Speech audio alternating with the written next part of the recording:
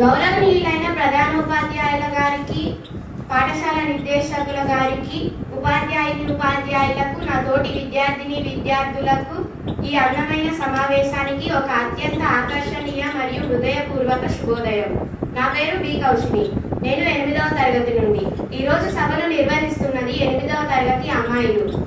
నేటి సభ యొక్క అంశం స్నేహవర్ణం. నాకు తెలిసి ఇక్కడ ఉన్న వారందరికీ స్నేహితులు ఉండే ఉంటారు.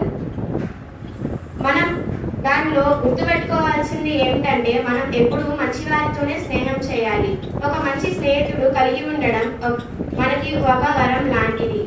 ఇప్పుడు మన సభను ఎంతో ఉత్సాహంగా, ఉల్లాసంగా సాగించడానికి, మన రోజంతా మనం ఆనందంగా ఉండడానికి ఆ భగవంతునికి ప్రార్థన చేయాలి. కావున ఈరోజు సభను ప్రార్థనతో మొదలు పెడదాం. సంసిద్ధం, విరామం. సంసిద్ధం, విరామం. సంసిద్ధం. ఈరోజు సభను ప్రార్థనతో మొదలు పెడదాం.